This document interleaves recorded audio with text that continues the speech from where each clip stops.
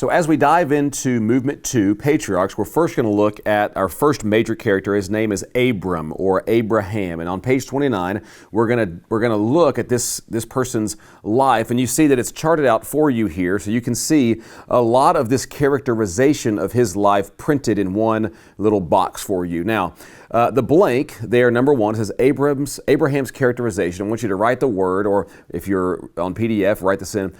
The word is faith. Abraham's life is characterized by faith or trust, his trust in Yahweh. And you can see, as you look into the box, notice the first word of every one of these sentences is he trusted God and departed to the promised land. Trusted God's word. Trusted. Now, I think it's interesting, and if you go do the character study on the person Abraham, it's fascinating to see. Yes, he has huge displays of trust in Yahweh. We're going to look at some in just a moment. But if you think about his life, we could also mirror this box and turn the coin over and do a whole other box of ways in which Abraham failed to trust Yahweh. Evidence of where he really struggled to trust Yahweh, really struggled to understand what Yahweh was doing. And I think that's instructive for us as we study these characters. I think oftentimes we look at the Bible and assume that these are stories of perfect people trying to live perfectly for God, and we are supposed to mirror them in living perfectly. And yes, while there are characters in the Bible that we can learn from and even try to emulate, what we're going to see frequently in the Bible is with great success, oftentimes there's really massive failures by these characters, and that helps us to understand that we're trying to learn to trust Yahweh, but that all of us are going to struggle on this quest in our life. There's only one perfect person in the Bible, and that's going to be Jesus. It's as if the Bible story is yelling at us that we need a perfect person to come and to live perfectly in this world, because all of us fail. And as amazing as Abraham's faith is, he has some cataclysmic failures in his life. And that's helpful for me because that oftentimes feels how my life is. There's moments when I really trust Yahweh and moments when I really, really struggle to trust Yahweh. Now, if you notice there, Genesis 15:6, this is going to be one of our key ideas when we think about the person of Abraham. It says, Abraham, he believed, or he trusted. This is the Hebrew word amen, which is where we get our word amen. And so when we close a prayer with amen, we're saying true or trustworthy.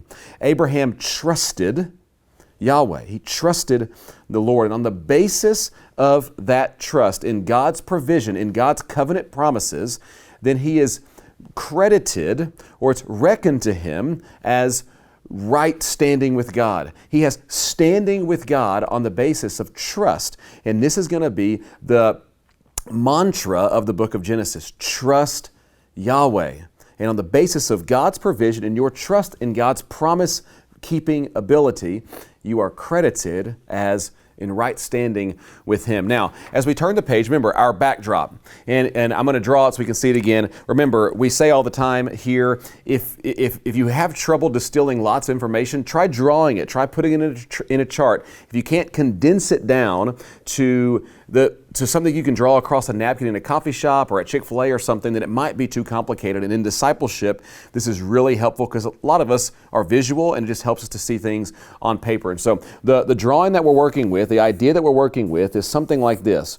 In the ancient Near Eastern world, this is how the Hebrew people understand the world. There is a landmass surrounded by water, and there's mountains, kind of around this landmass, and God has placed in the middle His garden. And in that garden, He placed humans and invited humans to take the blessing of Yahweh out into the rest of the cosmos. But what we've seen in the biblical story as it is unfolded is instead this power called sin has infected and corrupted the human condition, and now this power called sin is itself going out, and blackness and death and pain is going out instead of blessing. And we said, what is the big story of the Scripture? The question is, what is God going to do? How is God going to respond? And what we're going to see is the response is very, very unusual. We have it listed right here on page 30. Here's the backdrop. Sin and death, evil is going out into the world. How is God going to respond? Well, it says He chooses one person, one man, one family, And it's as if God says, hey, let me get to work with you for a while. Hey, and through you, Abraham, I can restore the blessing. We can actually reestablish blessing going out instead of curse going out. If we wanted to draw it, it might look something like this. God takes this person called Abraham, and he invites Abraham into covenant partnership with him, into sacred space, so that God can then bring blessing back out instead of curse out. God brings Abraham into sacred space, into covenant partnership, and then with the hope of sending that blessing out. And if you think about that as the big backdrop for our story, let's look at how it unfolds in Genesis 12. Take a look with me on page 30, top of it. It says, Abram, or Abraham's call. In the midst of sin going out, the prologue, it says, now Yahweh, now the Lord said to Abram, go. We'll start with one guy. Go from your country and your kindred and your father's house to the land that I will show you. And when you see repetition in Scripture, it's always important to note it, especially when it's really condensed in a small passage like this one. We're going to see the words, I will, repeated over and over and over again on behalf of God here. So note that, underline that. God says, go from your country, and I will make of you a great nation. I will bless those. I will bless you and make your name great so that you will be a blessing. Notice the repetition of bless.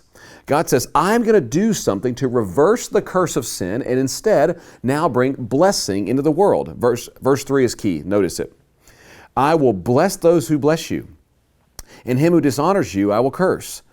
And in you all the families of the earth shall be blessed. God is getting the program back on track through Abraham of extending the blessing from covenant partnership with Abraham out into the world. And as we look at the grammar of the passage here on page 30, there are two imperatives. Imperatives is another way to say command. He commands Abraham to go, and he says, go be a blessing. I'm partnering with you to extend that blessing into the world. And then there are promises attached with each. And notice those promises are coalescing and condensing around this idea of all of the families of the earth being blessed through Abraham. This is amazing. Here, the problem of sin has reached this fever pitch, and God's solution is through a human to bring blessing out into the world. And the theological insight at the bottom of page 30 is helpful. It says this. It says, in you, or your descendants, shall all the nations be blessed. And we're going to see that the in you and the descendants of Abraham, all the nations, including Gentiles, by the way, including Arkansan, North American Gentiles, will be blessed. And we're going to see that in Galatians and in the New Testament authors are just thinking about this entire concept. And we're going to see ultimately this is going to be accomplished through Jesus. We call this the Abrahamic covenant. And what we're going to see as we work our way through this Old Testament is God's going to begin to stack promises on top of promises on top of promises to answer the great problem of sin. But we've got to build to that. Look at page 31. We note the practical insight or the risk element of trust or faith. When we think about Abraham being asked to leave his family of origin, his country of origin, we have to put ourselves in the ancient culture. In the ancient Near Eastern culture, there's no Social Security, there's no Medicaid or Medicare, there's no government structure that helps you when things get hard in your life. You have your land, you have your family, and if your land and your family, if it doesn't work, then you die. The reason you have children in the ancient culture was so that they could help you farm your land and defend you against enemies. You have no children, you die. If you have a famine take place in your land, you die. If you don't have the protection of your broader family around you, you die. And so we have to put ourselves in Abraham's skin and try to think about what this would be like for him. Here comes Yahweh, and we might note, what does he know of Yahweh? Think about it. The Genesis has not been written yet. Moses, who will be our primary composer, author of Genesis, he's not going to come around for hundreds of years later. And on the basis of nothing more than a trust that this is Yahweh and he's trustworthy, he hears, go. Give everything up that you know, all of your security, all of your hope, all of your future, give it up and follow me. By the way, to a land I will show you. You don't even know where you're going yet. Just trust me. And Abraham obeys. That's profound, isn't it? He simply obeys. And we might note for you and for me, how will you respond when Yahweh asks something that is seemingly impossible or seemingly doesn't have all the dots connected? I think often for me and for us, we say, yeah, God, when I see how it all connects or when I see how it will all work out, then I'll trust you. But until then, I don't know if I buy it. I'm not sure if I could go out there. And Yahweh just simply shows up to Abram and says, obey me, trust me. And he does. It's an incredible model of trust, of faith. And that is the very thing that God seems to be after. It's why these stories are included in the Torah. Now, reviewing the covenant, notice it again on the bottom of page 31. There are three aspects of this particular covenant. They're bolded for you here, and you can put a little number 1, number 2, and number 3. Go from your country and your kindred and your father's house to the number 1, to the land that I will show you. And I'm going to make a nation out of you. And then number 3, you will be a blessing. And we're kind of breaking that down below if you look below that. The aspects, we might say, of the Abrahamic covenant are these. These will all be amplified later. First is land. I'm sending you to a land that I am promising to you and your descendants forever. Second is you're going to have descendants. His wife is barren. They have no children. This is a sign in the ancient culture of being cursed by God. It's a sign that God does not show favor to you. And yet here comes Yahweh showing up saying you're going to have descendants, like as numerous as the stars. And that the blessing of Yahweh will go out through this particular family.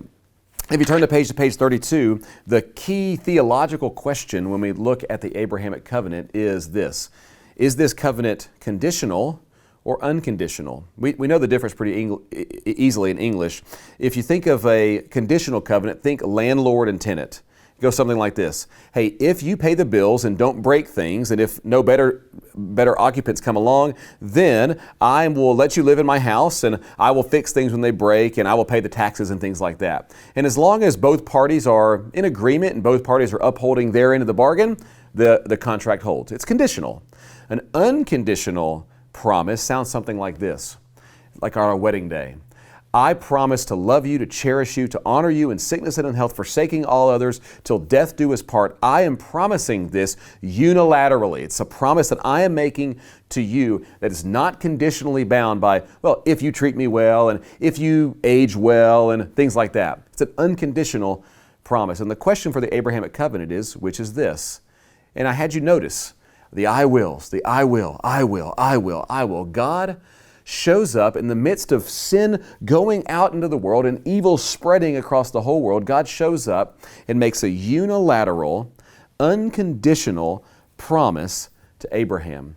And that promise has ripple effects that Yahweh says will ripple out to all the families in the world.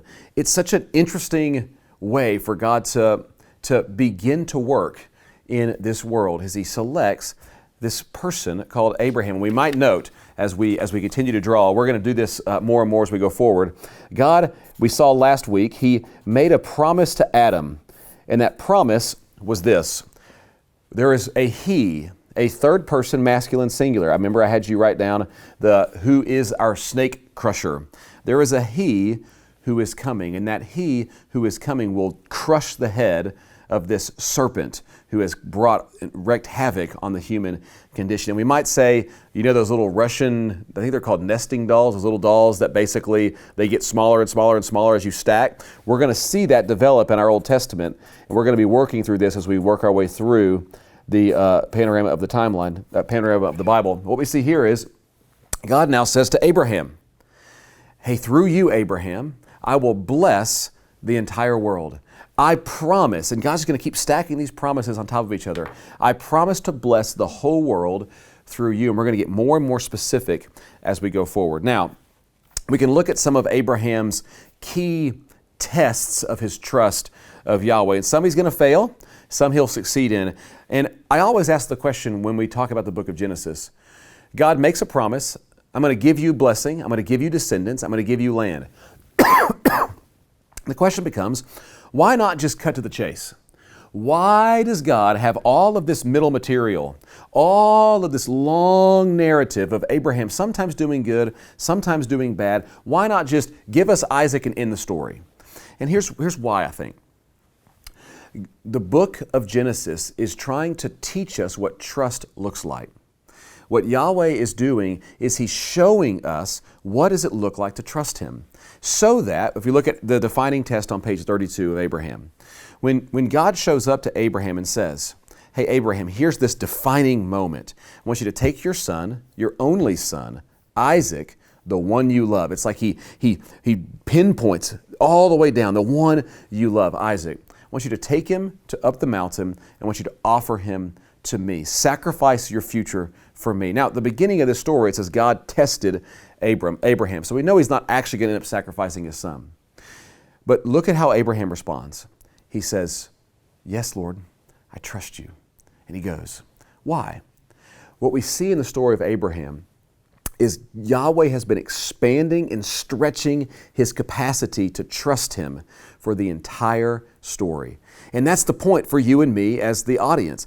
God is at work to expand our capacity to trust Him. And in your life and my life, there's going to be lots of these occasions where God is going to use things in our life to expand and pull and rip on our ability to trust Him. And oftentimes those can be painful and difficult. And He's going to do so in a way that by the time as we age, as we mature, and as we go through these periods of gaining wisdom, our ability to trust Him gets bigger and bigger and bigger. And what often happens is, if we try to stop that process, we try to say, God, no, I don't want to go through that, then what happens is our ability to trust Him stays really small. And when the defining moments come, and we're all going to have them in life, our ability to trust Him has never really grown. It's just really, really small.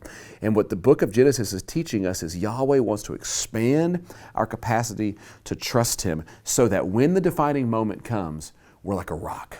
We trust Him. And that is what this story is trying to teach us. And when we look at the story of Abraham, we see he has immense trust in Yahweh because he's learned to trust Him.